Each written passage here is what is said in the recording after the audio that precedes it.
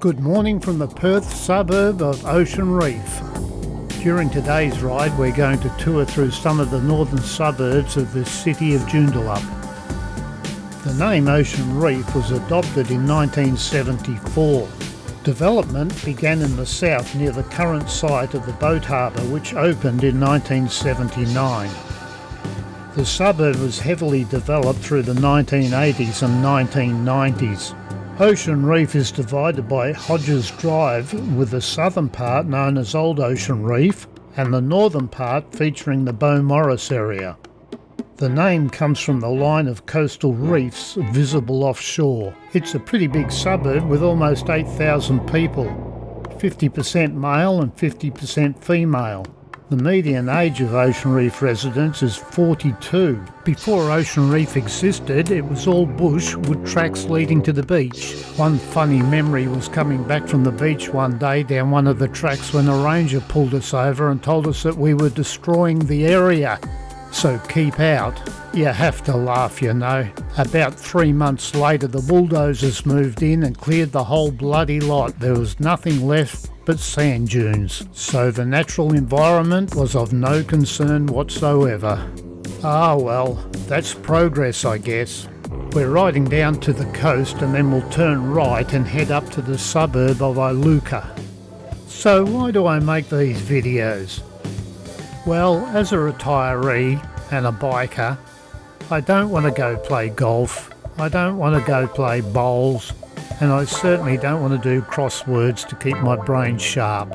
So instead of that, I've decided to use this as a hobby, and I like it.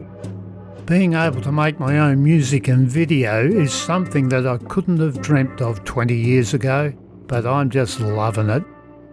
The ocean views are great, but it can get mighty windy at times in this suburb. During winter, storm squalls can reach up to 100 kilometres an hour. So you gotta batten the hatches and live through it. To our left is the Ocean Reef Marina, which began as a 1970s proposal to address boat pen shortages in Perth. The original boat harbour opened in 1979. Then, after many decades of planning, a massive expansion began in 2020 to transform the facility into a world-class residential, recreational and boating hub. The marina is being completed in stages, with the whole lot expected to be finished by 2036, so it's got a long way to go. The coastal bushland we're riding through at the moment is mainly original. There are many walking paths leading down to the beach for the locals or anyone who visits the area. Well, alrighty, we're just heading into the suburb of Iluka. There's almost 6,000 people that call Iluka home. There's about 50-50 split between male and female, and the average age is about 46. As you can see, there's no graffiti, no rubbish. The locals respect each other and the city is spick and span. As you can see, the median household income would be pretty high to live in this area. The ancestry of this area is English, Australian, Irish, Scottish and South African. Almost 50% claim Pommy ancestry, and the Aussies make up about 22% of the population. Irish 11, Scottish 10, South African about 5%. So that gives you an idea of who lives here. As of the country of birth, top responses are Australia 45.7%, England 23%, South African 8%, Scotland 3%, New Zealand 1.9% and Ireland 1.7% of the population. Those lucky Kiwis know when they're on a good thing. There's no doubt about it, if you got in here in the early days, you were made. In 2026, the median house price is approximately 1.6 million to 1.8 million. You'll also notice that the streets are pretty quiet during the day.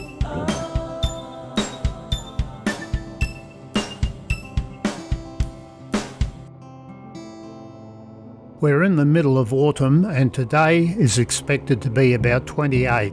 At the moment I'd say it's about 24. No wind and it's as calm as ever. Anyway, let's speed things up a bit and get going.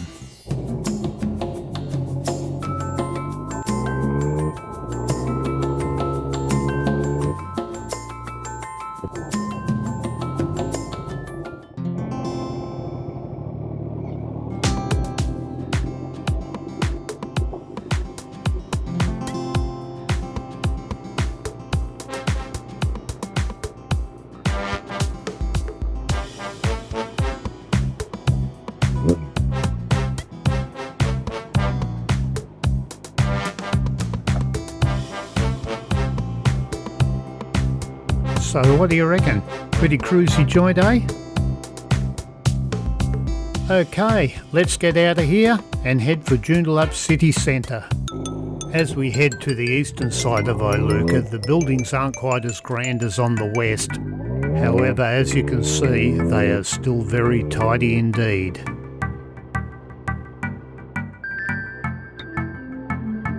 If you enjoy the great outdoors, then you can't get much better weather than what we get here in Perth.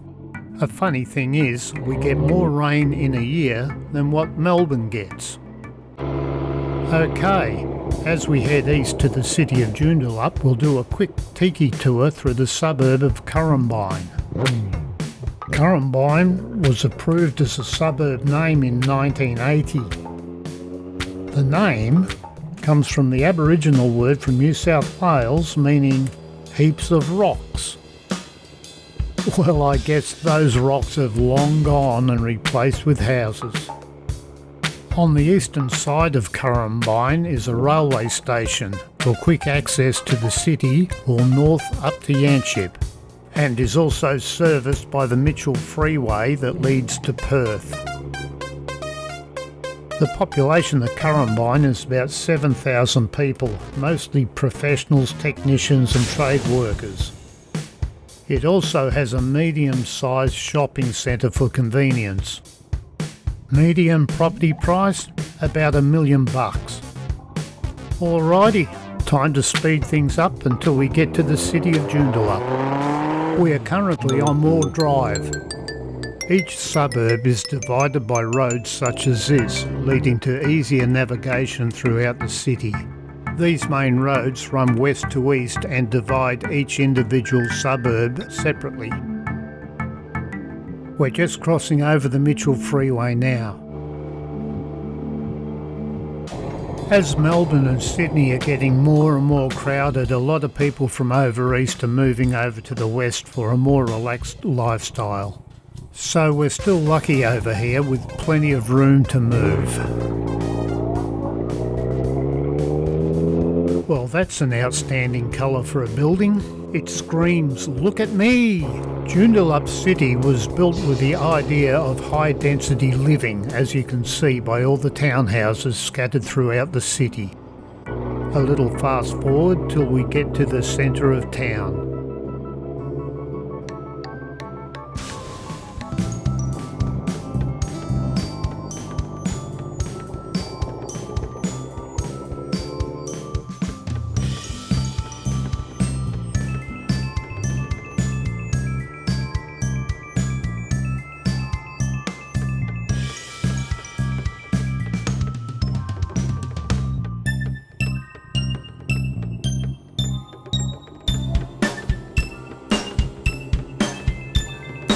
Joondalup City was originally built as a WA Government Services hub. Since then, it's grown immensely. So if you like living in apartments, then there's plenty here to choose from. And most of your needs are within walking distance. The name Joondalup is a Aboriginal Noongar word meaning place of whiteness or glistening. It is a planned satellite city established on the 1st of July of 1998. Historically, it was a rural and sparsely populated area that became a major suburban growth centre in the 1980s and 1990s, being anchored by the Mitchell Freeway and the rail extension. The name Joondalup is derived from the Noongar word Joondalup. The city sits next to the freshwater lake known as Lake Joondalup, so no surprise there.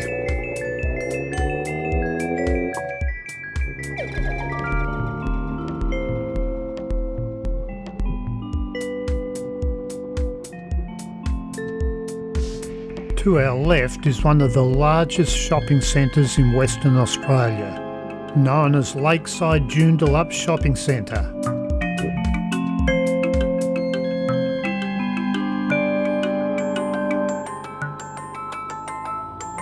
Believe it or not, but there's a railway line just behind this stone wall. It actually runs below the shopping centre. Okay, we'll turn right into the Naughty Street. Why the Naughty Street? Well, there's a large police station to the left, and just east of that is the Joondalup Courts. But don't worry, everyone that goes there is innocent. There's one prominent industry in Joondalup, and that is healthcare. Joondalup Hospital has expanded over and over and over, and is still expanding.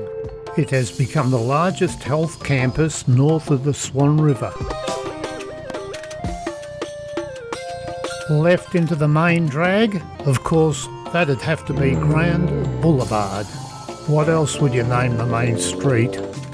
Probably apart from Main Street.